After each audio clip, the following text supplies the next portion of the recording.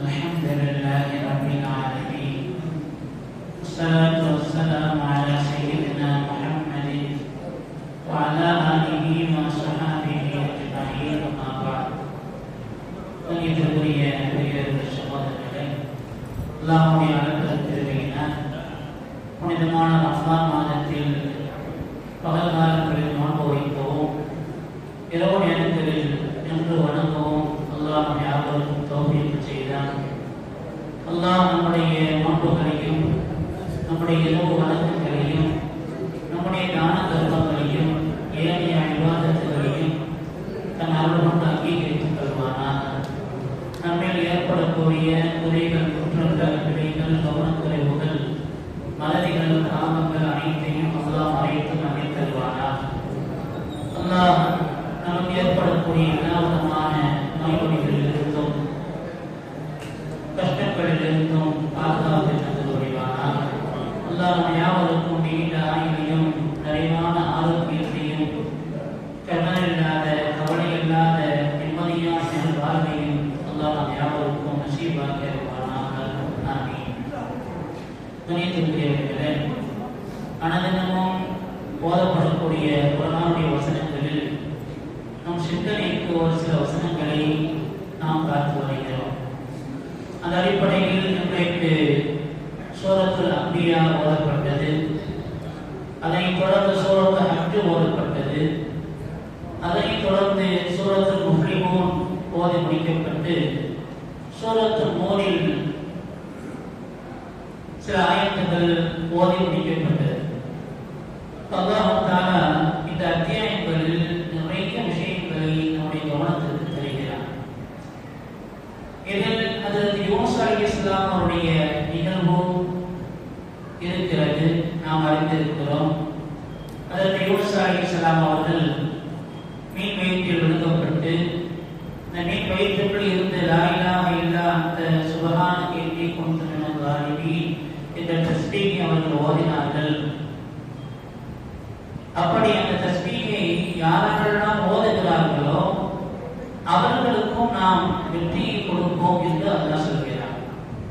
யூனுஸ் அலைஹிஸ்ஸலாம் அவர்கள் நீனுவா என்கிற ஒரு பகுதியில் நபியாக இருந்தார். அந்த மக்கள் அவர்கள் ஏற்க மறுத்தார்கள். அப்போ அவங்க வாக்கு கொடுத்தாங்க, நீங்க அல்லாஹ்விடத்தில் பிழைவுக்கு தேடி தௌபா செய்து இஸ்லாத்தை ஏற்றுக்கொள்ளவில்லை என்று சொன்னால் 3 நாட்களுக்கு உங்களுக்கு வேதனை வரும் என்று சொல்லி விட்டு வந்து விட்டார்.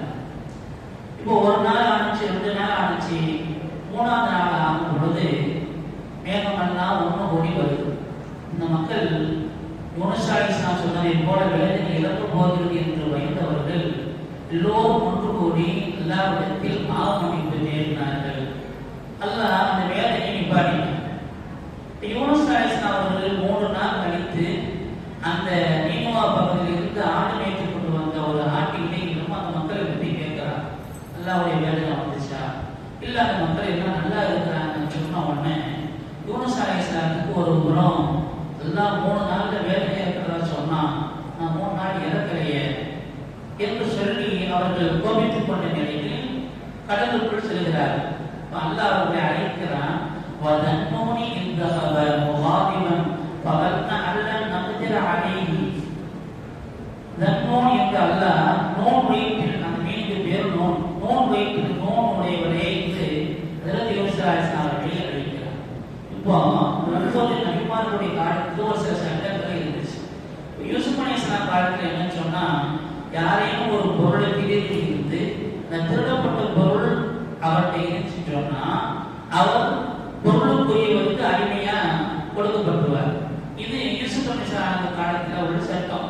அதனால தான் யூசுப் நபி அவங்க தன்னுடைய சகோதரன் தான் கூட இருக்கிறதுக்காக வேண்டி தன்னுடைய அரசியல் உள்ள அந்த அளக்கக்கூடிய அந்த உலக பொருளை வச்சு விட்டாங்க. இது யூசுப் அலைஹிஸ்ஸலாமுடைய காலத்துல உள்ள சட்டம். அது மாதிரி யூசுப் அலைஹிஸ்ஸலாம் காலத்துல என்ன சட்டம் சொன்னா, யாராவது ஒரு ஆள் பொய் சொல்லி அவர் சொன்னது பொய்யதான் உறுதியாச்சு சொன்னா அவரை கொலை செஞ்சிருவாங்க. இது அந்த யூனுஸ் அலைஹிஸ்ஸலாம் காலத்துல உள்ள சட்டம். இப்போ யூனுஸ் நபி ஏன் கோச்சிட்டு போறாங்கன்னு சொன்னா, 3 நாள் அல்லாஹ்வுடைய வேதனை வரும்னு சொன்னாங்க. நான் 3 நாள் கழிச்சு அந்த மக்களுக்கு வேதனை வராம நல்லா இருக்கிறாங்கன்னு சொன்ன உடனே இப்ப அந்த ஊருக்கு நீனோவாவுக்கு போனோம்னு சொன்னா நான் பொய் சொல்லிட்டேன்னு சொல்லி பொய் சொன்னவரை கொலை செய்யக்கூடிய ஒரு சட்டம் ஒன்று இருந்துச்சு. அதனால தான் யூனுஸ் அலைஹிஸ்ஸலாம் அவர்கள் கோச்சிக்கிட்டு போனாங்க. பிறகு அல்லாஹ் மீது அவர்கள் அல்லாஹ்விடத்தில் பிழை கொடுத்து தேடினார்கள். அல்லாஹ் சொல்கிறான், இன்னைக்கு கொடுத்து மனதாரி பஸ்தேபனாலோ வனஜினாஹு மினல் கம். அவர்களுக்கு நாம் பதிலளித்து அந்த கவலையிலிருந்து அவர்களுக்கு நாம் விமோசனத்தை கொடுத்தோம். கதாலிக்க முன்கில் முன்மீன், இப்படித்தான் மோமீன்களுக்கு நாம் வெற்றியை கொடுப்போம்னு அல்லாஹ் சொல்றான். யாராருக்கெல்லாம் கஷ்டம் கவலை இருக்கிறதோ அவங்கெல்லாம் இந்த தஸ்பீஹை ஓதுறதாகும் பொழுது அல்லாஹ் அவர்களுக்கு வெற்றியை கொடுப்பான் என்று இந்த வசனத்தை நமக்கு அல்லாஹ் சொல்லி தருகிறார். இது ஒரு நிகழ்வு. அது மாதிரி அல்லாஹ் மோமின்களுடைய அடையாளங்களை சூரத்துல் முஃமினூன்ல சொல்லி தரலாம். சூரத்துல் முஃமினூன்ல சொல்லி தரலாம். கிட்டத்தட்ட 6 அடையாளங்கள் நாம் தெரிஞ்சிருப்போம். உண்மையான மோமின்கள் தொழுகை உள்ளச்சத்தோடு இருப்பாங்க, தொழுகையை பேணி தொழுவாங்க, ஸகாத் கொடுப்பாங்க, தன்னுடைய விகஸ்தனங்களை பாதுகாத்துக் கொள்வாங்க, அமானிதத்தை நிறைவேற்றுவாங்க. இப்படி எல்லாம் சொல்லி இவங்க தான் சொர்க்கத்திற்கு வாரிசுக்காரர்கள் என்று அல்லாஹ் சொல்லக்கூடிய 6 தன்மைகளும் இந்த வசனத்தில் ஓதப்பட்டது. அதுபோல சூரத்துல் ஹஜ் உங்களுக்கு ஓதி காட்டப்பட்டது. இந்த சூரத்துல் ஹஜ்ஜில் அல்லாஹ் தஆலா அவருடைய அடையாள சின்னங்களை சொல்லித் தரார். அல்லாஹ்வுடைய அடையாள சின்னங்கள் அவர்கள் யாரெல்லாம் கண்ணியப்படுத்துகிறார்களோ அல்லாஹ்வுடைய அடையாள சின்னத்தை கண்ணியப்படுத்துவது அது ஈமானுடைய அடையாளமாகவும் உள்ளத்தில் இறை அச்சத்தின் வெளிப்பாடாக சொல்லித் தருகிறான். யார் அல்லாஹ்வுடைய அடையாள சின்னங்களை கண்ணியப்படுத்துகிறார்களோ அது உள்ளத்தில் இறை அச்சத்தினுடைய வெளிப்பாடு என்று அல்லாஹ் சொல்கிறார். இப்போ குர்ஆன்ல அடையாள சின்னங்கள் என்று பார்த்தா ஒரு 4 இடத்துல அல்லாஹ் அடையாள சின்னங்களை சொல்றான். அதுல முதலாவது சூரத்துல் பக்ராவுல இன்ன ஸஃபா வல் மர்வத மின் ஷஆயிரில்லாஹ், ஸஃபாவும் மர்வாவும் அல்லாஹ்வுடைய அடையாள சின்னங்கள் என்று சொல்கிறான். அது மாதிரி சூரத்துல் மாயிதால வலா துஹில்லு ஷஆயிரல்லாஹ், அல்லாஹ்வுடைய அடையாள சின்னங்களை நீங்கள் ஆகமாக்கிக் கொள்ளாதீர்கள். அதாவது அடையாள சின்னங்கள் அந்த சொல்ல வந்தது அல்லாஹ்வுக்காக வேண்டி நேர்ச்சி செய்யப்பட்ட பிராணிகள்.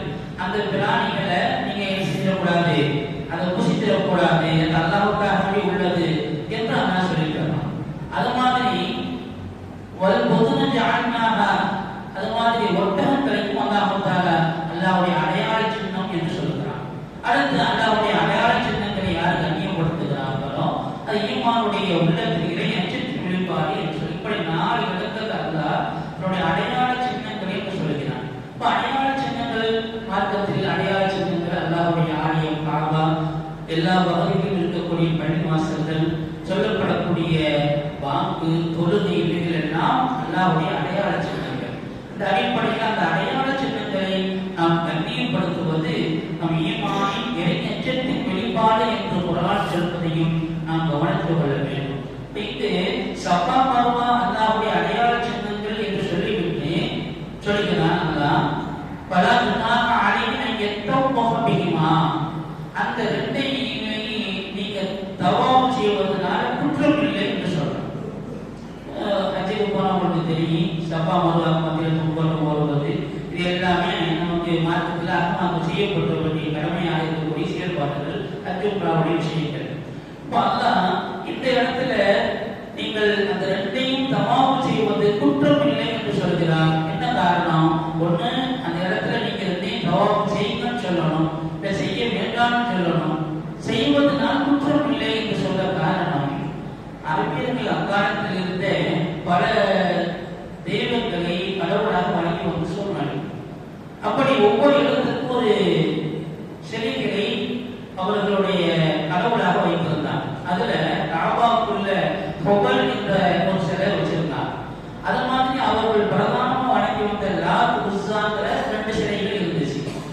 இன்னொன்று மனாத் என்று சொல்லக்கூடிய இன்னொரு சிலை. இப்படி 4 சிலைகள் அவர்களுக்கு மிகப்பெரிய கடவுளாக வழங்கி வந்த சிலைகள். இதுல ஒவ்வொருத்தர சிலை காபாவுக்குள்ள இருந்துச்சு. இந்த லாத்து முஸ்ஸாங்கிறது தாயின் பக்கத்திலிருந்து வரக்கூடிய 2 சிலைகளாக இருந்தது. மனாத் என்பது மக்காவுக்கும் மதீனாவுக்கும் நடுவில் இருக்கக்கூடிய ஒரு இடத்துல இருந்துச்சு சிலை. இப்படி இருக்கும் பொழுது இந்த சஃபா மர்வா அது ரெண்டும் நல்ல ஒரு இடம். அதனால அங்கே சிலைகளை வச்சு நம்ம கடவுளை வணங்கணும்னு ஆரம்பியர்கள் விரும்பினாங்க. இப்ப எந்த சிலை அங்கே வைக்கிறது என்று பார்த்தா தாயின் பக்கத்துல மனாத்து உஸ்ஸாங்கிற அது ரெண்டையும் எடுத்துன்னு சொன்னா அவங்க அந்த பகுதி மக்கள் கோவப்படுவாங்க என்று சொல்லி அதை இருக்க முடியாதுன்னு வச்சுட்டாங்க. அது மாதிரி இந்த பக்கம் மனாத்தை எடுத்து பார்த்துன்னு சொன்னா அது மக்காவுக்கு ரொம்ப தூரமா இருக்கு. அதை கொண்டு வந்து சஃபா மர்வால வைக்க முடியாது. இப்படி என்ன யோசிக்கிறது அவர்கள் காபாக்குள்ள 2 சிலைகள் இருந்துச்சு. இஸ்ஹாக் ஒண்ணு, நாயிலாண்டு ஒண்ணு. இஸ்ஹாக்ங்கிறது ஆண் சிலை, நாயிலாங்கிறது பெண் சிலை. என்ன வேடிக்கைன்னு சொன்னா இந்த 2 சிலைக்கு எப்படி ஆணுச்சுன்னு சொன்னா காபா உடைய தவாப் செய்யக்கூடியவர்கள் காபா ஒரு புனித சின்னமாக அல்லாஹ்வுடைய அடையாள சின்னங்களாகவும் அந்த காபா மதிக்கப்பட்டு வந்த சூழ்நிலையில இந்த இஸ்ஹாக் நாயிலா 2 பேரும் காபாக்குள்ளேயே தவறு நடந்துட்டாங்க.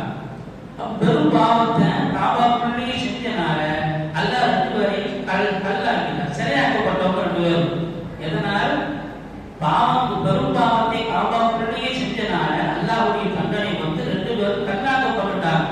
ஆனா இந்த அரபியர்கள் அந்த 2 பேரையும் கடவுளாக்கிட்டு இந்த 2ஐயும் கொண்டு போய் இஸ்ஹாக்கை கொண்டு போய் சஃபாவுலையும் நாயிலாவை கொண்டு போய் மர்வாவிலையும் வச்சுட்டாங்க. இப்போ மதீனாவிலிருந்து வரக்கூடியவர்கள் அப்ப இருந்து ஹஜ்ஜுக்கு வரக்கூடியவங்க எல்லாம் மனாத்துங்கிற அந்த சிலையை கொண்டு வருவாங்க.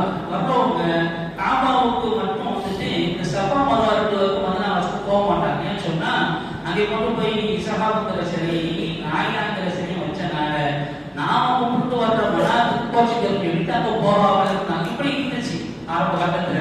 பிறகு இஸ்லாம் வந்ததுக்கு பின்னால ரசூல் ஸல்லல்லாஹு அலைஹி வஸல்லம் மக்கா வெற்றி கொண்ட பொழுது காபாவுடைய எல்லா சிலைகளும் அடித்து ஒடுக்கப்பட்டு வெளியேற்றப்பட்டது. இப்படி எல்லா சிலை வழக்கங்கள்லாம் அணியோடு ஒழிக்கப்பட்டிருந்த சூழ்நிலையில தான் ஹஜ்ஜுக்கு வரக்கூடிய அன்சாரிகள் மதீனத்து வாசிகள் வந்து அப்போ இருந்ததை சொல்லி காட்டாங்க. இந்த மாதிரி சஃபாவுடையும் மர்வாவுடையும் இந்த இஸ்ஹாக்குங்கிற சிலையை நாய் வச்சிருக்காங்க. இப்ப நாங்க அங்க போய் போகணுமா அப்படிங்கிற மாதிரி ஒரு கேள்வி வந்துச்சு. அப்ப நான் ஆயத்தை இறக்கிதான் சொன்னா இன்ன சஃபா வல் மர்வா மின் ஷஆயிரில்லாஹ் அல்லாஹ்வுடைய அடையாள சின்னங்கள் சஃபாவும் மர்வாவும். அதனால பலருமா ஆணையை ஏற்றம் போக வேண்டுமா அதுல போய் நீங்க தவாப் செய்யறதுனால எந்த குற்றமும் இல்லை, செய்யலாம், செய்ய வேண்டும். காரணம் ரசூல் ஸல்லல்லாஹு அலைஹி வஸல்லம் 4 உம்ரா செஞ்சிருக்கிறார். அது மாதிரி ஒரு ஹஜ் செஞ்சிருக்கிறார். இந்த 5 நிலைகளிலும் அவர்கள் அங்கே தவாப் செய்திருப்பதனால் அது செய்ய வேண்டும் பகுதி என்பதை அறிஞர்கள் மட்டும் நாம் அறிவிக்கிறீர்கள். இப்படி இது அடையாள சின்னங்கள்ல ஒண்ணு. 2வது அல்லாஹ் சொன்னா அல்லாஹ்வுக்காக வேண்டி நேர்ச்சி செய்யப்பட்ட பிராணிகள். அந்த பிராணிகளுக்கு என்ன செய்வாங்கன்னா கழுத்துல அடையாளம் விட்டு போடுவாங்க. இப்போ கூட நம்மளோட பழக்கத்துக்கு முன்னால இருந்துச்சு. அல்லாஹ்வுக்காக நேர்ச்சி பிராணி வச்சுட்டாங்கன்னா ஒரு தகடுல இதை நான் நேர்ச்சி செய்யப்பட்ட என்று சொல்லி எழுதி கழுத்துல மாட்டி விட்டுருப்பாங்க. ஏன் சொன்னா அதை யாரும் அடிக்கக்கூடாது, அல்லாஹ்வுக்காக நேர்ச்சி பிராணி. இது ஆரம்ப கட்டத்திலிருந்து இருந்துச்சு. அதுமாதிரி அந்த அல்லாஹ்வுக்காக வேண்டி நேர்ச்சி செய்யப்பட்ட பிராணிகளை நீங்கள் புசிக்க கூடாது, அதை கொழுப்பு செய்யக்கூடாது என்கிற அடிப்படையில அதையும் அல்லாஹ்வுடைய அடையாள சின்னம்னு சொல்றான். அது மாதிரி ஒட்டகத்தையும் அல்லாஹ்வுக்காக வருவது ஜஅல்னாஹா லக்கும் மின் ஷஆயிரில்லாஹ் லக்கும் ஃபீஹா கைர் என்று அல்லாஹ் சொல்கிறான். ஒட்டகம் அல்லாஹ்வுடைய அடையாள சின்னம். நான் சொன்னா ஒட்டகத்தினுடைய உடல் கூறுகளில் மிக அதிசயமான ஒரு படைப்பு அது. அதனால தான் எப்படி ஒட்டகம் படைக்கப்பட்டு சிந்திக்க வேண்டாமா இதெல்லாம் கேட்கிறான். அந்த ஒட்டகம் அல்லாஹ்வுடைய அடையாள சின்னம் சொல்லி அதுல உங்களுக்கு நிறைய கைர் நன்மை இருக்கிறது என்று சொல்லியிருக்காங்க. அடுத்து அந்த அடையாள சின்னங்களை எல்லாம் சொல்லிட்டுனா யார் அல்லாஹ்வுடைய அடையாள சின்னங்களை கண்ணியப்படுத்துகிறார்களோ அது தக்வாவுடைய வெளிப்பாடு என்று சொல்கிறார். அந்த அடிப்படையில் அடையாள சின்னங்களாக இருக்கக்கூடிய பள்ளிவாசல்கள் அதை எப்படி கண்ணியப்படுத்துவது? தொழுகை மூலமாக பள்ளியை நாம் கண்ணியப்படுத்துவதுதான் இறை அச்சத்தை வெளிப்பாடு. வாக்கு அது அல்லாஹ்வுடைய அடையாள சின்னம். அதை எப்படி கண்ணியப்படுத்துவது? அதற்கு பதில் சொல்வது, அதற்குண்டான துஆக்களை ஓதுவது, இதுவெல்லாம் அதானுக்கு வாக்குக்கு செய்ய வேண்டிய அடையாள சின்னங்களுக்கு கண்ணியம் செய்ய வேண்டிய நிலைகள் என்பதையும் நாம் கவனித்துக் கொள்வோம். இப்படி இந்த அடையாள சின்னங்களாக இருக்கக்கூடிய பள்ளிகள், வாக்கு, இது போன்ற கொள்கை, இவைகளெல்லாம் மிகுந்த கவனம் நமக்கு தேவை என்பதை ஓதப்பட்ட வசனங்கள் நமக்கு சொல்லித் தருகிறது. எல்லாம் அல்லாஹ்வுடைய அடையாள சின்னங்களாக நமக்கு சொல்லித் தரக்கூடியவைகளை கண்ணியப்படுத்தக்கூடிய நன்மக்களாக நம்மை ஆக்க புரிவானாக. அல்லாஹ்வை நெருங்கக்கூடிய, அவனோடு உரையாடக்கூடிய ஒரு நிலையை பெற்றுத் தரக்கூடிய தொழுகையுடைய விஷயத்தில் மிகுந்த கவனமுடையவர்களாக, அந்த தொழுகையை அதற்குரிய நேரத்தில் தொழுது வரக்கூடிய நல்ல மூமின்களாக அல்லாஹ் நம்மை ஆக்க புரிவானாக. அல்லாஹ் தஆலா மூமின்கள் வெற்றி பெற்று விட்டார்கள். அந்த மூமின்கள் தொழுகையில் உள்ளச்சத்தோடு இருப்பார்கள். தொழுகையை அதற்குரிய நேரத்தில் பேணுதலாக தொழுவார்கள். ஜகாத்தை நிறைவேற்றுவார்கள். அமானிதத்தை நிறைவேற்றுவார்கள். தங்களுடைய வெகுஸ்தலங்களை பாதுகாப்பார்கள் என்றெல்லாம் அல்லாஹ் சொல்லித் தரக்கூடிய அந்த பண்பு உள்ளவர்களாக நம்மையும் வெற்றி பெற்ற மூமின்கள் நம்மையும் சேர்த்த புரிவானாக. உலகளால் உண்டான முஸ்லிம்களுடைய உடைமைகளுக்கும் உயிர்களுக்கும் அல்லாஹ் சிறந்த பாதுகாப்பு நல்கிடுவானாக. ஆமீன். بحرمة نبينا محمد صلى الله عليه وسلم وبحرمة أنبياء الله الكرام وأولياء الله الكرام وبحرمة عباد الله الصالحين وآخر دعوانا الحمد لله رب العالمين. الحمد لله رب العالمين. اللهم صل وسلم على رسولك سيدنا محمد وعلى آل سيدنا محمد وبارك وسلم عليه. اللهم اغفر لنا ذنوبنا وخطايانا كلها يا رب العالمين. اللهم إنك عفو تحب العفو فاعف عنا يا كريم يا رحيم يا الله. اللهم تقبل منا صلاتنا وصيامنا وقيامنا وركوعنا وسجودنا وتضرعنا وتخشعنا وتمم تقصير أعمالنا وتجاوز عنا سيئاتنا وتوفنا مع الأبرار. ربنا آتنا في الدنيا حسنة وفي الآخرة حسنة وقنا عذاب النار. صل وسلم على رسولك سيدنا محمد وآله وصحبه أجمعين برحمتك يا أرحم الراحمين. الحمد لله رب العالمين. صلى الله على محمد صلى الله عليه وسلم. صلى الله على محمد صلى الله عليه وسلم. صلى الله على محمد صلى الله عليه وسلم. صلى الله على محمد صلى الله عليه وسلم. صلى الله على محمد يا رب صل عليه وسلم. نبيت صوم غد عن أداء فرض رمضان هذه السنة لله تعالى عند ورشة رمضان மாதத்தின் பரவான நோன்பை அதாவாக நாளை பிடிக்க தீர்த்து செய்கிறேன். அல்லாஹு லா இலாஹ இல்லா ஹுவல் ஹய்யுல் கய்யூம் அல் காயிமு அலா குல்லி நஃப்ஸின் பிமா கஸபத்